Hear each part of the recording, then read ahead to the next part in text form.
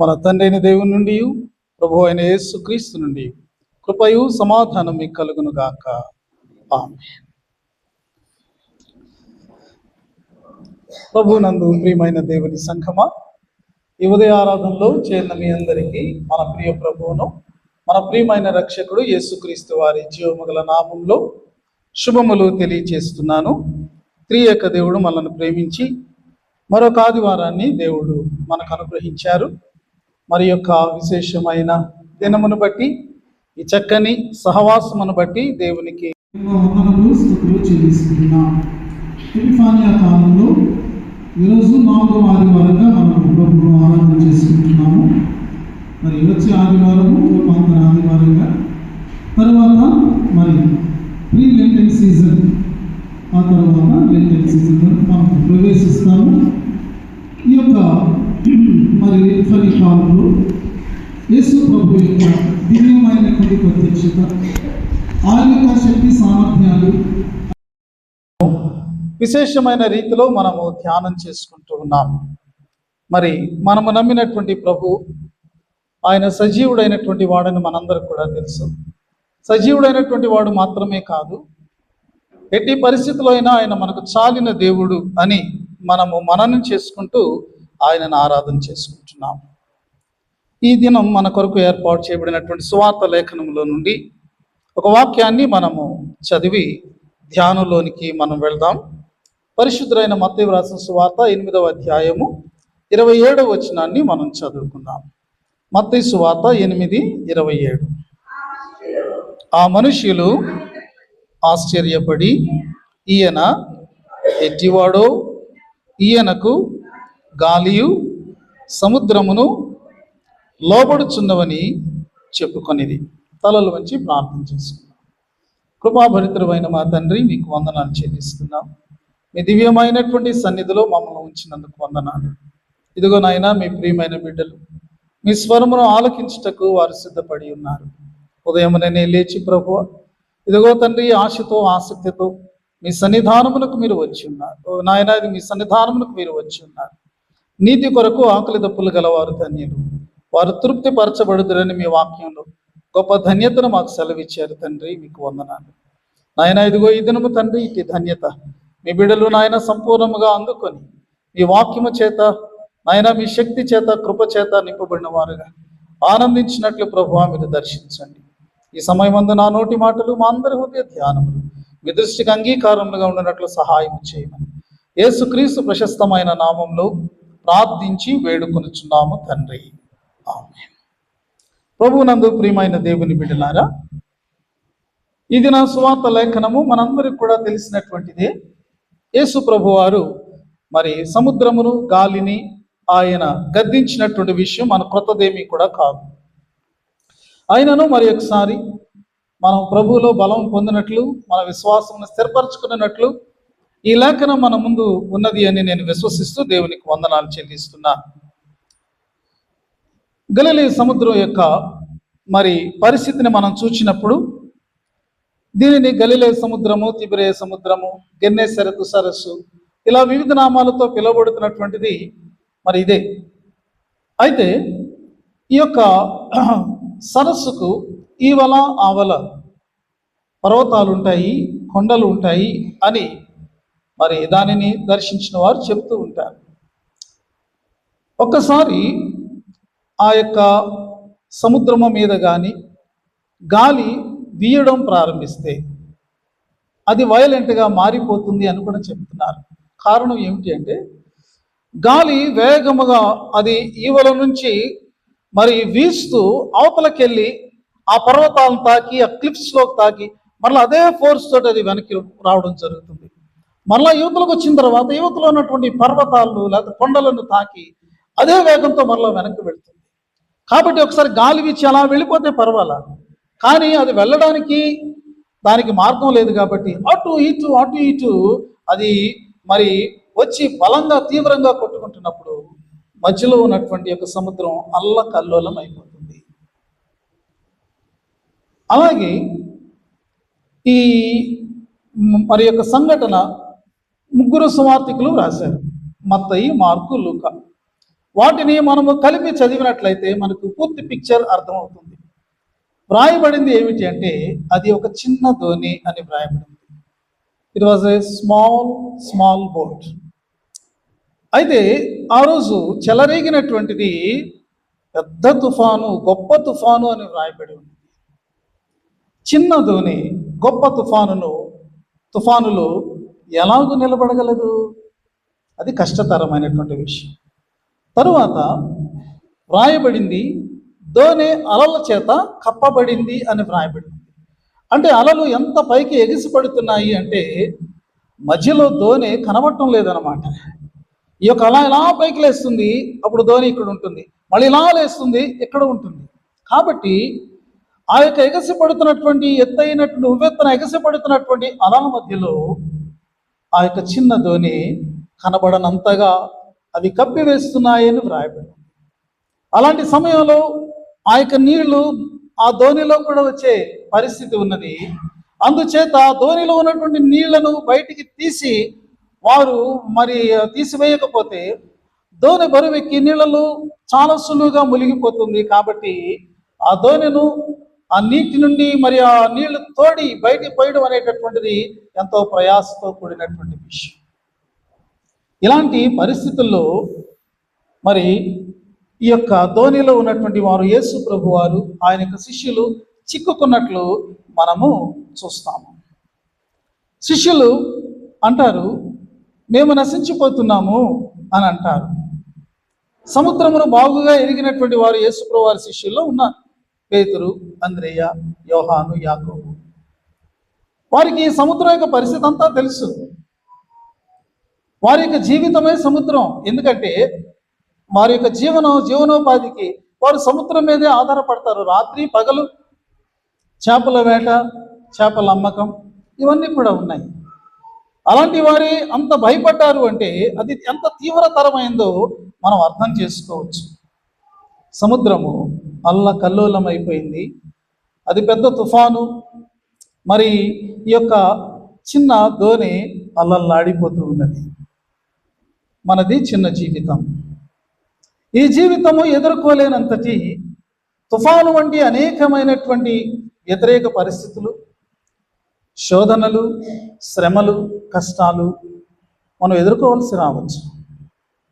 ఈ చిన్న ధోని ఎలా తట్టుకుంటుంది? చిన్న జీవితం దానిని ఎలా తట్టుకుంటుంది? నీ చిన్న కుటుంబం ఈ పరిస్థితులను ఎలా తట్టుకుంటుంది? ఎంత ఆందోళన, ఎంత భయం! ఇందులో మనం మునిగిపోతామేమో, ఇవే మన చివరి గడియలేమో, ఇక మనం తీరం చేరమేమో, ఈ యొక్క ఈ సముద్రంలోనే జలసమాధి అయిపోతామేమో. ఎన్ని ఆలోచనలు, ఎన్ని ఆందోళనలు! ప్రియమైనటువంటి వారులారా, మనకు ఎదురయ్యేటటువంటి పరిస్థితుల్లో కూడా కొన్నిసార్లు మనం ఎలాగే అనుకుంటాం, ఇక నా యొక్క పరిస్థితి ఒక ముగింపుగా వచ్చేసిందేమో, ఇందులో నేను కొట్టుకొని పోతానేమో, this is out of my control, దీన్ని నియంత్రణ చేయగలిగే శక్తి నాకు లేదు, ఎవరికీ కూడా లేదు, కాబట్టి నా జీవితం అంతమైపోతుందేమో. ఎంత భయం! దీనిని మనం కొట్టి పారవేయడానికి లేదు. This is normal, this is very natural, this is practical. కాబట్టి శిష్యులను మనం తప్పు పట్టడానికి ఏ విధమైనటువంటి పరిస్థితి కూడా లేదని మనం అర్థం చేసుకోవాలి.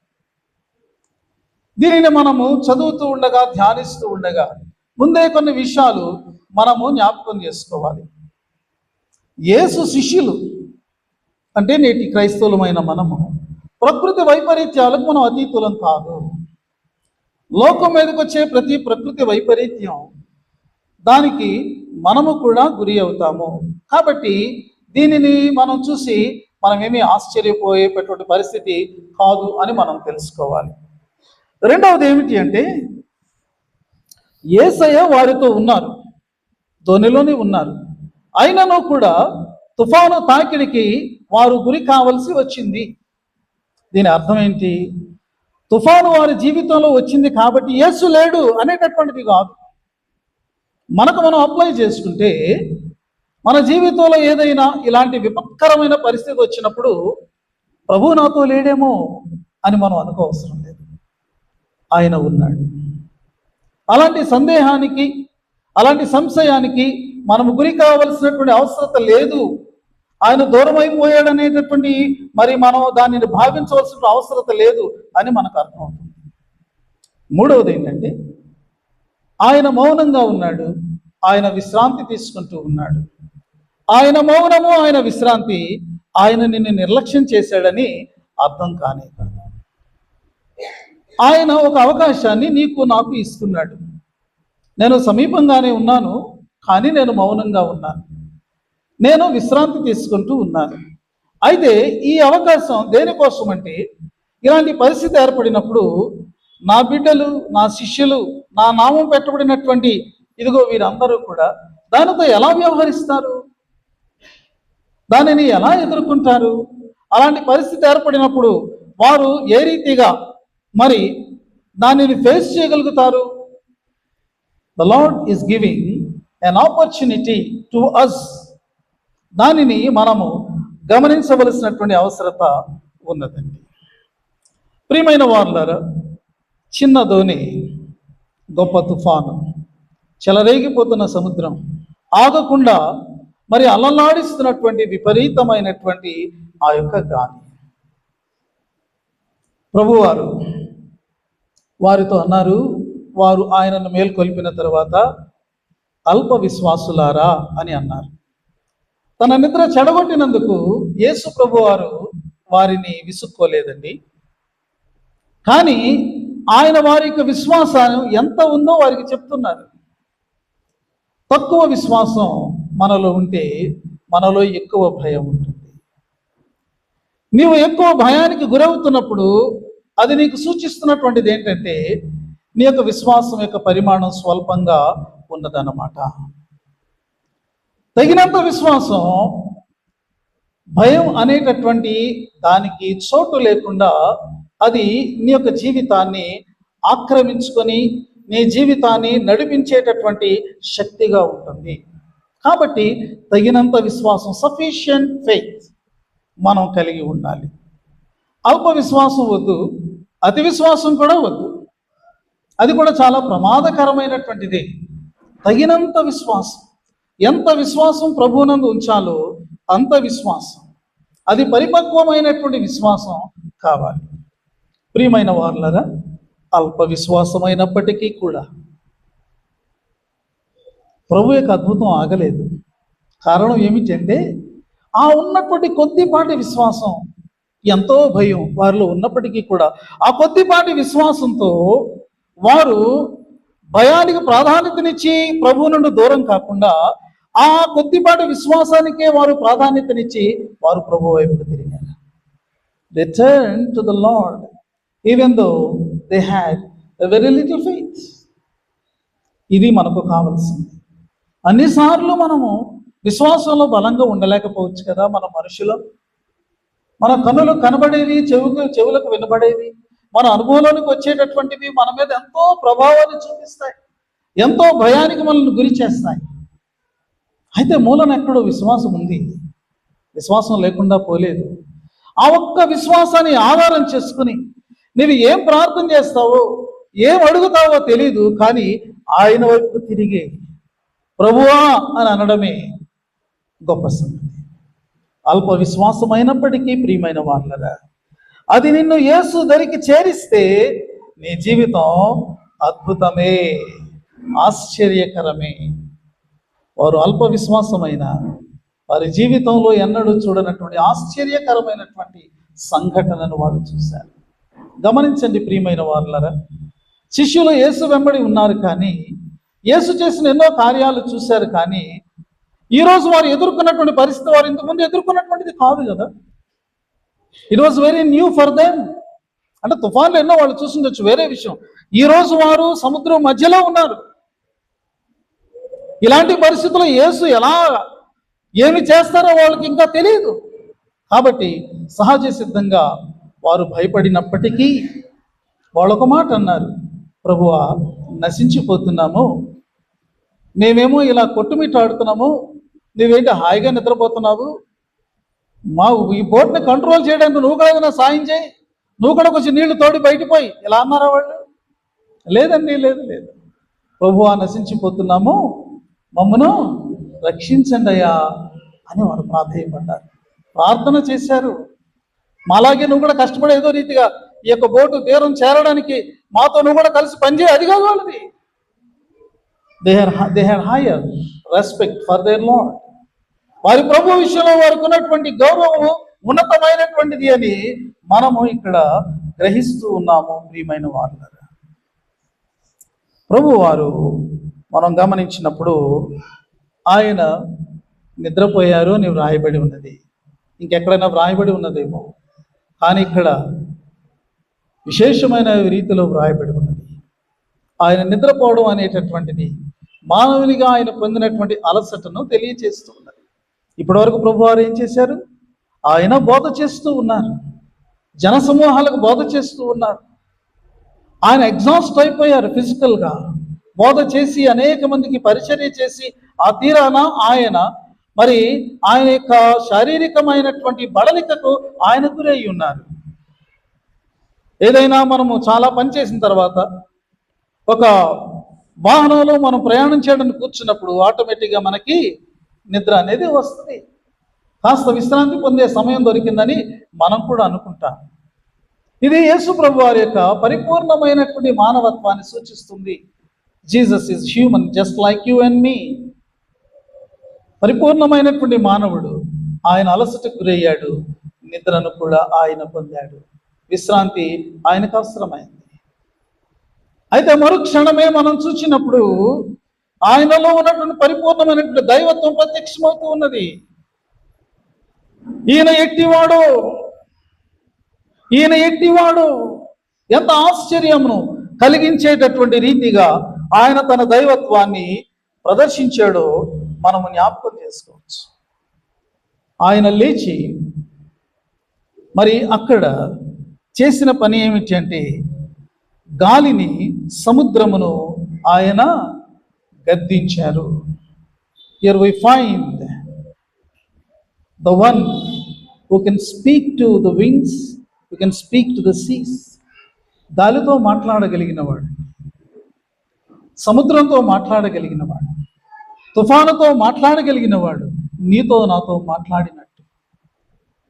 అలాంటి వాణిని మనము ఇక్కడ చూస్తున్నాం. ఈయన యొక్క మాట ఎలా ఉంది అంటే, ఆయన కేకలు వేయడం లేదు, అరవడం లేదు, తన యొక్క స్వరశక్తితో అక్కడేదో వాటిని కంట్రోల్ చేయాలని ఆయన ప్రయత్నం చేయడం లేదు. కొంతమంది తమకున్నటువంటి ఆ యొక్క వాయిస్తో డామినేట్ చేయాలని ప్రయత్నం చేస్తూ ఉంటారు. యేసయ్యకి అవసరం లేదు. హి was just speaking, that's all. ఆయన మాట్లాడుతూ ఉన్నాడంతే. గద్దింపు రీతిగా ఆయన మాట్లాడుతూ ఉండగా అవి నిమ్మళమైనట్లు మనము చూస్తూ ఉన్నాము. ప్రియమైనటువంటి వాళ్ళరా, పాత నిబంధనలో దేవుడు సముద్రాన్ని పాయలు చేసినట్లు మనం చూస్తాం. అలాగే యోనా కాలంలో ఆయన ఆ యొక్క మహాసముద్రం మీద తుఫానును రేపినట్లు మనం చూస్తాం. ఇక్కడ ఆయన తుఫానును అణిచినట్లు మనం చూస్తాం. కీర్తనాకారుడు ఏమంటాడంటే 89వ కీర్తనలో 8-9 వచనాల్లో ఈ చక్కని మాటలు కీర్తనాకారుడు పలుకుతూ దేవుని స్తుతిస్తున్నాడు. యెహోవా సైన్యములకు అధిపతి దేవా, యెహోవా నీ వంటి బలాఢ్యుడెవడు? నీ విశ్వాస్యత చేత నీవు ఆవరింపబడి ఉన్నావు. సముద్రపు పొంగును అణచువాడువు నీవే. దాని తరంగములు లేచినప్పుడు నీవు వాటిని అణచివేయుచున్నావు. పాత నిబంధనలో యెహోవా అని భక్తులు సంబోధించినటువంటి దేవుడు ఉన్నాడే, ఆయన సముద్ర పొంగును ఆయన అణచగలిగినటువంటి వాడుగా ఉన్నాడట. దాని తరంగములను ఆయన అణిపివేయగలిగినటువంటి వాడుగా ఉన్నాడట. కీర్తనాకారుడు ఆ రీతిగా యెహోవా దేవుని స్తుతించగా, క్రొత్త నిబంధనలో మనము చూస్తున్నాము ఆ దేవుడు యేసుక్రీస్తుగా వచ్చి తన శిష్యుల ముందర ఆయన అక్షరార్థంగా ఈ యొక్క వాక్యాన్ని ఆయన నెరవేరుస్తున్నాడు. సముద్రపు పొంగును ఆయన అణచి ఉన్నాడు. ఇదిగో ఎగసపడుతున్నటువంటి అలలను ఆయన మరి అణచి ఉన్నాడు. ఎంత అద్భుతమైనటువంటి విషయం అండి. ఆయన యొక్క మరి వాక్కు ఎటువంటి శక్తి కలిగినటువంటిది. 148వ సంకీర్తనలో అంతా కూడా సృష్టిని, పరలోకంలో ఉన్న దూతలు మొదలుకొని, ఆకాశంలో ఉన్న జ్యోతులు మొదలుకొని, భూమి మీద ఉన్నటువంటి మరి ఆ యొక్క జీవరాశులన్నీ కూడా, భూమి మీద ఉన్నటువంటి మరి ప్రతి సృష్టించబడింది కూడా దేవుని స్తుతించాలి అని పిలుస్తున్నప్పుడు కీర్తనాకారుడు ఏమంటాడంటే, ఆయన ఆజ్ఞను నెరవేర్చు తుఫాను, నీవు ఆయనను సన్నతించు. తుఫాను లేకపోతే సముద్రము లేకపోతే గాలి, అలలు యేసు ప్రభు వారికి వ్యతిరేకం అని అనుకుంటున్నారా? కాదండి. Whole creation serves the lord. ఈ యొక్క సమస్త సృష్టి కూడా ఆయనకు ఒక సేవిక వలె అవి ఉన్నవి.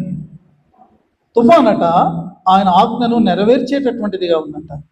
తుఫాను రేగు అంటే అది రేగి మధ్యధరా సముద్రం లాంటి సముద్రాన్ని అది మొత్తము బాయిల్ అయిపోతున్నట్లుగా అది ఉప్పంగా చేయగలిగినటువంటిది. ఆయన ఆజ్ఞాపిస్తే సముద్రం నిమ్మళం కావాలంటే అది సైలెంట్ అయిపోతుంది. పంచభూతములు కూడా, ఆకాశము, భూమి, నీరు, అగ్ని, గాలి, ఈ పంచభూతములు కూడా దే సర్వ్ ద లార్డ్. సంగమాన్ని విశ్వసించుతున్నటువంటి ప్రభు ఎవరో తెలుసా? పంచభూతములను కూడా తన యొక్క నియంత్రణలో, స్వాధీనంలో ఉంచుకున్నవాడు అని నువ్వు నమ్మాలి. ఆయన చిన్న దేవుడు కాదు. చిన్న చిన్న కోరికలు, అవసరతలు తీర్చి ఉన్నటువంటి పరిమితమైనటువంటి దేవుడు కాదు. Whole creation is under his control. సమస్తమును కూడా ఆయన శాసించగలిగినటువంటి వాడుగా ఉన్నాడు. అవి ఆయనకు లోపడతాయి, అవి ఆయనను సేవించుకుంటాయి. ప్రియమైనటువంటి వాళ్ళరా, ఇప్పుడు శిష్యులను మనము చూచినప్పుడు మనకేమి కనబడుతుంది? శిష్యులు ఇప్పటి వరకు తుఫాను చూచి భయపడిపోయారు. ఎంత భయపడిపోయారంటే అంత భయపడిపోయారు. ఆ యొక్క ప్లేస్లో మనం ఉంటే మనం ఎలా భయపడిపోతాము? మనకు మనసు నెమ్మది ఉండదు, కాలు నిలవదు, మనకి ఇంకా ఏది కూడా మన స్వాధీనం అందు ఉండదు, భయము ఆవరించినప్పుడు. కానీ ఒక్కసారి ఆ సముద్రము నిమ్మళించినప్పుడు, దేర్ వాజ్ గ్రేట్ స్టార్మ్, ఒక గొప్ప తుఫాను, దేర్ వాజ్ గ్రేట్ కామ్, మిక్కిలి నిమ్మళం ఆయను అని రాయను. చూసారు? ఇప్పుడు శిష్యులోంచి భయం పోయిందా? ఒక భయం పోయింది, మరొక భయం వారిలోకి ప్రవేశించింది. ఈయన ఎవరో, గాలియు సముద్రమును ఈయనకు లోపడుచున్నామని ఆయనను చూసి వాళ్ళు భయపడ్డారట. చూసారా? వారిలోనికి ఏ భయం ఉన్నాలో ఆ భయము వారిలోనికి ప్రవేశించింది. ఇది ఆశ్చర్యముతో కూడినటువంటి భయం అండి. ఇది భక్తితో కూడినటువంటి భయం అండి. ఇది ప్రకృతిని శాసించగలిగినటువంటి ఆయన యొక్క అధికారమును బట్టి కలిగినటువంటి భయం అండి. ఇదిగో తమను నశింపచేస్తుంది అనుకున్న దానిని ఆయన నిమ్మలింపచేసి నివారించినటువంటి ఆయన శక్తిని బట్టి ఆయనలో కలిగినటువంటి భయం అండి. ఇది పవిత్రమైన భయం. This is the holy fear. ఈ భయం నీలో నాలో ప్రవేశిస్తే మన జీవితాలు ధన్యమవుతాయి. ఈ భయము ప్రతి ఒక్కరిలో ఉండాలి. This is called the fear of the Lord. యెహోవా యందలి భయము పవిత్రమైనది అని రాయబడి ఉన్న. చూశారు? వీళ్ళు ఇప్పుడు ఆయనను చూసేదో పిశాచాన్ని చూసాడు భయపడటంలా. That is different thing. హాని కలుగుద్ది అని భయపడటంలా. ఇదిగో యొక్క ప్రకృతి వైపరీత్యాన్ని చూసినప్పుడు వారు చచ్చిపోతామేమో అని భయపడ్డారే, ఆ భయం కాదు ఇది. This fear is filled with wonder. ఆశ్చర్యం, ఒక అద్భుతం. ఏమిటి అసలు, నేనేమి చూస్తున్నాను, ఎలాంటి వాడు ఈయన అని చెప్పి వారు పొందినటువంటి భయం. ప్రియమైనటువంటి వారులారా, భక్తులైనటువంటి పులిపాక జగన్నాథం గారు ఒక చక్కని పాట రాశారు. ఒక చరణం నేను పాడతాను, మీరు వినండి. మీకు బాగా వచ్చిన పాటే, కానీ నేను పాడతాను, ఎలా ఉందో గమనించండి. సెకండ్ టైం మనందరం కలిసి పాడదాం. ఈయన ఏమంటారంటే, దేవా నీ భయం నాకు కావాలి అని అంటారు. నా ఎదలో నీ భయాన్ని నింపు అని అంటారు. నీ భయము మా ఎదలను నిలుపుము, నీదు ప్రాభవమున రంగను నిలుపుము, నీదు ప్రాభవమున రంగను. నీ భయము చే మేము వైభవముందుచు, ఏ భయము లేకుండా ఈ భూమిని కొన్నాడు చూచుచున్నాం నీ వైపు. ఈ వాక్యంలో, ఈ వచనంలో ఒక మాటని మనము కొంచెం మామూలుగా పాడేస్తాం. అదేంటంటే, నిలుపుము నీదు ప్రభావమనరంగగా అని పాడతాం. అంటే మనకు చిన్నప్పుడు చాలా పాడుతున్నాం, నేను కూడా అంతే అనుకోండి. కానీ కొంచెం దీన్ని గమనించి పాడినప్పుడు ప్రభావం కాదు, అక్కడ ప్రాభవం. మనం దీర్ఘాలు తీసే దగ్గర మానేస్తాము, అక్కడ నుంచి చోటు దీర్ఘాలు పెడతా ఉంటాం. ఇది ఒక కళ. ఆధునిక క్రైస్తవ సంఘం ఈ కళలో ఆరితేరిందేమో అనిపిస్తున్నా. ఎందుకంటే మన పాటలు చాలా మంచి పాటలే, కానీ వాటి చొప్పున మనం పాడుతూ ఉంటాం. ప్రభావము అంటే శక్తి లేకపోతే గొప్పతనం అని అర్థం. కానీ ప్రాభవం అనేటటువంటి మాట డిక్షనరీ మీనింగ్ నేను రాసుకున్నాను ఏంటంటే, ప్రాభవం. నీ భయాన్ని మేము మా ఎదల్లో నింపుకుంటే ప్రభువా, మేము ప్రాభవాన్ని కలిగి ఉంటాం. అంటే క్షేమాన్ని కలిగి ఉంటాం, మేలును కలిగి ఉంటాం, శ్రేష్టతను కలిగి ఉంటాం, దొరల్లా ఉంటాం. దొరలు దొరసానుల్లా ఉంటాయి. దేవుని భయం ఉంటే. దొరతనం అంటే ఏంటో తెలుసా? ద డైనమిక్ లైఫ్, అది అర్థం.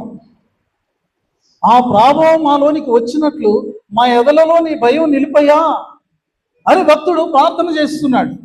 తర్వాత ఏమంటాడు? నీ భయము చేత మేము వైభవం పొందుచు, ఏ భయమో లేకుండా ఈ భూమిని కొన్నాడు. ఈ భూమిలో కొద్ది కాలం మేము ఉంటాం.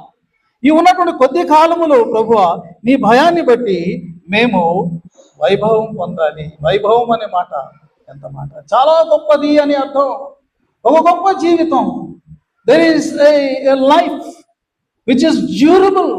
నాణ్యమైనటువంటి, నిక్కచ్చి అయినటువంటి, లెక్క పెట్టుకోదగినటువంటి, వ్యర్థములైనటువంటి ఆ జీవితాన్ని జీవించే కొద్ది నాళ్ళు మేము జీవించాలనుకుంటున్నాం. కాబట్టి నీ భయంతోనే అది సాధ్యం. కాబట్టి నీ భయం మా ఎదల్లో నింపు అంటాడు. పాడుకుందామా ఈసారి మనందరం కలిసి? నీ భయము మా ఎదలను నిలుపుము, నీదు ప్రాభవమున రంగను నిలుపుము, నీదు ప్రాభవమున రంగను. నీ భయము చే మేము వైభవముందుచు, ఏ భయము లేకుండా ఈ భూమిని కొన్నాళ్ళు చూచుచున్నాము నీ వైపు. మా ప్రియ జనగా చూచుచున్నాము నీ వైపు. మా ప్రియ జనగా చూచుచున్నాము నీ వైపు. శిష్యులు ఆయన వైపు చూచినప్పుడు, ఆయన వైపు తిరిగినప్పుడు వారిలో లోకం, శత్రువు లేకపోతే ప్రకృతి, వీటిని బట్టి ఉన్నటువంటి భయం పోయింది. ఎప్పుడైతే ఆయన వైపు తిరిగారో వారిలోనికి దేవుని అందలి భయము వారిలోనికి ప్రవేశించింది. ఇట్టి ధన్యకరమైనటువంటి భయం మనలో కూడా ఉండాలి. దైవ భయంతో మనం నడుచుకున్నట్లయితే నీ జీవితం విజయం, సమాధానం. నీ జీవితంలో నీవు మరి నిర్భయంగా నీవు ఉండగలుగుతావు. ఇంకొక విషయాన్ని నేను చెప్పి ముగించాలని నేను కోరుతున్నాను. ప్రభువారు ఆయన శారీరకమైన అలసట చేత ఆయన నిద్రపోయారు. విశ్రాంతిని ఆయన తీసుకుంటున్నారు. పాత నిబంధనలో దేవుని యొక్క సన్నిధానానికి గుర్తు, దేవుని సన్నిధికి గుర్తు ఏంటంటే మందసం. 40 సంవత్సరాలు ఇశ్రాయేలీలు మరి వారు అరణ్య యాత్ర చేసినప్పుడు సీనాయి పర్వతం దగ్గర నుండి వారు కనాను చేరే వరకు కూడా మందసం మరి యాజకుల యొక్క భుజాల మీద అది మోయబడింది. వారు ఎక్కడైనా విడిది చేసినప్పుడు అతి పరిశుద్ధ స్థలంలో అది ఉంచబడేది. తిరిగి వారు అక్కడ నుండి మరొక స్థలానికి వారు ప్రయాణమైనప్పుడు యాజకులు ప్రజలందరూ కూడా ప్రయాణానికి సిద్ధంగా ఉన్నప్పుడు ఆ యొక్క మందసాన్ని తమ యొక్క భుజాల మీదకి ఎత్తుకునేవారు. అలా ఎత్తుకున్నప్పుడు మోషే ఏమనేవాడంటే, సంఖ్యాకాండం 10వ అధ్యాయం 35 వచనం ఏం రాయబడిందంటే, యెహోవా లెమ్ము, నీ శత్రువులు చెదరిపోవుదురుగాక, నిన్ను ద్వేషించువారు నీ ఎదుటి నుండి పారిపోవుదురుగాక అని అనేవాడు. ప్రభువా లేవండి, ఇప్పటి వరకు మీరు మరి ఇక్కడ మీ ప్రజలతో మీరు ఇక్కడ ఉన్నారు, కానీ ఇప్పుడు మీరు మరలా లేవండి, మీ పరాక్రమంతో మీరు ప్రయాణమై వెళుచుండగా మీ శత్రులందరూ చెదిరిపోవాలి. ఎవరైతే నిన్ను ద్వేషిస్తారో వారందరూ పారిపోవాలి. కాబట్టి నీ పరాక్రమముతో, నీ ప్రభావముతో, మీ శక్తితో మీరు కదలండి అని అర్థం. పాత నిబంధనలో మందసం ఏ రీతిగా దేవుని సన్నిధానానికి గుర్తుగా ఉంది. క్రొత్త నిబంధనలో స్వయంగా యేసు ప్రభువారు, he is the very presence of the almighty God. సర్వశక్తులైనటువంటి దేవుని యొక్క ప్రసన్నత, ఆయన యొక్క మహిమ ఆయన ద్వారా ప్రత్యక్షమైంది. ప్రియమైన వారలారా, ఈ యొక్క ధోనిలో ప్రభువారు కొద్దిసేపు విశ్రాంతి తీసుకున్నారు. ఈలోగా అల్లకల్లోలం అయిపోయింది తుఫాను. ఆయన లేచాడు, గద్దించాడు. అప్పటి వరకు కూడా ఇదిగో పొంగిపోతున్నటువంటి ఆ యొక్క మరి సముద్రం అంతా కూడా నిమ్మళం అయిపోయింది. ప్రశాంతమైనటువంటి ప్రయాణం, గాలి లేదు, ఎగసిపడుతున్న అలలు లేవు. ఆ ప్రశాంతమైనటువంటి ఆ సముద్రం మీద ఆ నావ చక్కగా ప్రయాణమై వారు గమ్యస్థానానికి వెళుతూ ఉన్నారు. ఇది ఏమి సూచిస్తూ ఉన్నది? యేసు ప్రభు మరణించిన తర్వాత ఆయన సమాధిలో ఉంచబడ్డారు. 3వ దినాన ఆయన లేచి ఉన్నాడు. ప్రియమైన హిస్ రిజన్, యెహోవా లెమ్ము అన్నట్లుగా ఇదిగో యేసు క్రీస్తు ప్రభు వారు మరణమును జయించి ఇదిగో ఆ విధమైనటువంటి విశ్రాంతిలో నుండి ఆయన తిరిగి లేచి ఉన్నాడు. ఇదిగో ఇక్కడ ఏమి జరిగింది అంటే, ఈలోగా శిష్యులు ఇదిగో ఒక రహస్యమైన స్థలములో గదిలో లోపల గడియ పెట్టుకుని మరణ భయముతో, వారు ఆనాడు సముద్రంలో ఉన్నప్పుడు తుఫాను వల్ల కలిగినటువంటి భయం కంటే ఇప్పుడు క్రీస్తు లేనటువంటి మరణించిన తర్వాత వారిలో ప్రవేశించిన భయం అత్యధికంగా ఉండగా వారు ఆ యొక్క గదిలో తమను తాము మరి ఆ యొక్క రహస్య స్థావరంలో వారు దాగుకొని ఉండగా ఎంత పానిక్ అయ్యారు వాళ్ళు. యేసు ప్రభు వారు వారికి ప్రత్యక్షమయ్యారు. ఆయన అంటున్నారు, భయపడకండి, fear not, fear not, fear not. మీరెవరికి భయపడక్కర్లేదు. నన్ను మరణింపజేసినటువంటి పరిస్థితి మీకు తెలుసు, కానీ ఆ మరణం నన్ను ఆపలేకపోయింది. ఆ మరణం నా ముందు నిలబడలేకపోయింది. ఆ మరణం యొక్క శక్తి ఇక లేదు, అది వీగిపోయింది. కాబట్టి మీరు భయపడక్కర్లేదు. మీకు సమాధానము కలుగునుగాక. Peace be unto, peace be unto, let there be no trouble hearts. అతలాకుతలం అవుతున్నటువంటి హృదయంగా మీ హృదయంగా ఉండవలసినటువంటి అవసరం లేదు. ఇదిగో నేను లేచి ఉన్నాను, చూడండి నా యొక్క గుర్తులను అని ప్రభువు చెప్పినటువంటి విషయాలను మనము జ్ఞాపకం చేసుకుంటూ ఉన్నాం. ప్రియమైనటువంటి వారులారా, యేసు ప్రభు యొక్క పునరుద్ధానం ప్రతి విధమైనటువంటి మరి భయాలను కూడా పటాపంచలు చేసినటువంటి ఆ యొక్క మహా గొప్ప శక్తి. ఆయన యొక్క జీవం మరణాన్ని నిర్వీర్యము చేసినటువంటి మహా గొప్ప శక్తి. ఆయన చెప్పారు, నేనే పునరుత్థానమును జీవమునై ఉన్నాను. ఇదిగో ఆ నామలో కొద్ది నిద్ర, ఈ సమాధిలో నిద్రకు ఒకవేళ ముంగుర్తుగా ఉన్నదేమో మనం జ్ఞాపకం చేసుకోవాలి. సన్హెడ్రిన్ సభ ముందు పేతురు, యోహాను నిలబడ్డారు. ఎవరైతే యేసుకు మరణ శిక్ష విధించారో వాళ్ళ ముందు నిలబడ్డారు. వాళ్ళు మాట్లాడుతున్నారు, ఆకాశము క్రింద భూమి మీద మరే నామములో రక్షణ లేదు, ఈ ఒక్క నామములోని, యేసు నామములోని అని చెప్పినప్పుడు పూర్తిగా సనేట్రిన్ సభ ఒక్కసారి అదిరిపడ్డారు.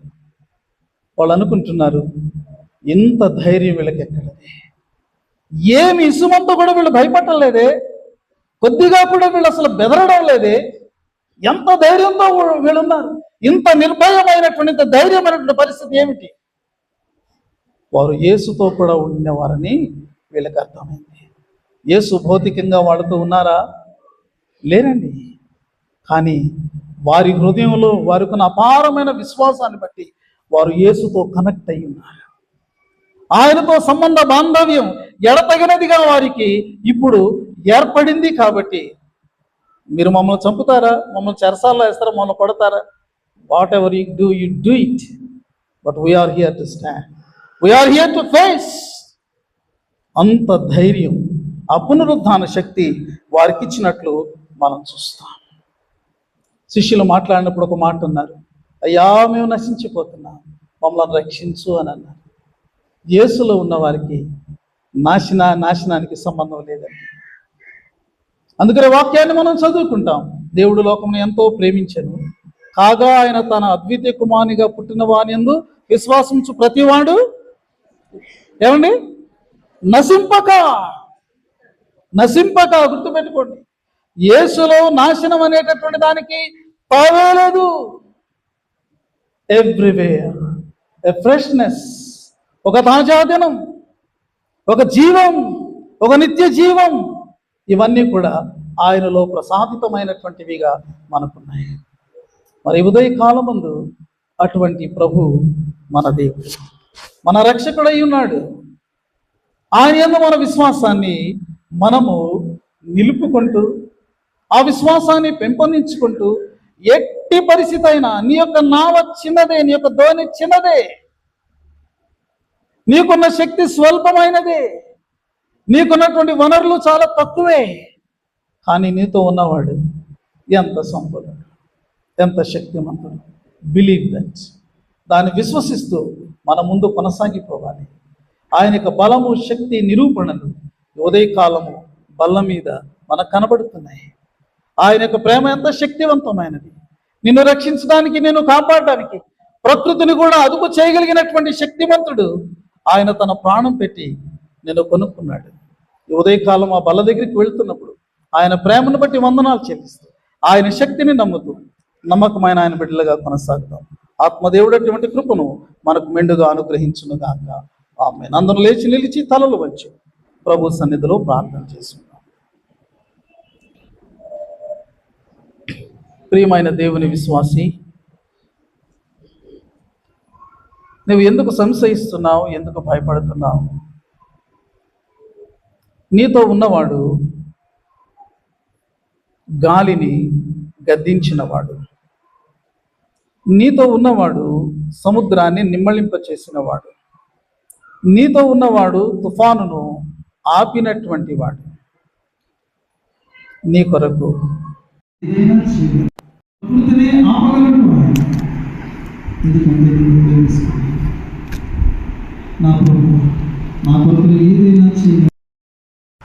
నా జీవితం చిన్నది, నాలోనికి నేను చూసుకుంటే ఏ ప్రత్యేకత లేదు. నేను అపాత్రురాలుని ప్రభు. అయినను కూడా నా కొరకు నువ్వు ఏదైనా చేయడానికి సిద్ధపడ్డావే. నా పట్ల నీకున్నటువంటి దేవా యొక్క అపేక్ష ఎంత గొప్పది. ఉదయకాలం నేను దాన్ని గమనించుకుంటూ ప్రభువా ఈ పాదముల చెంత నా జీవితాన్ని ఉంచుతున్నాను. నాయన, నిత్యము ఎట్టి పరిస్థితుల్లో అయినా నిన్ను నమ్మగలిగే కృప మీరే నాకు అనుగ్రహించండి. ఇలా ప్రార్థన చేసుకుందాం మా ప్రభు సన్నిధిలో. ప్రతి ఒక్కరూ కూడా హృదయపూర్వకంగా ప్రార్థన చేసుకోవాలని మనవి చేస్తున్నాం.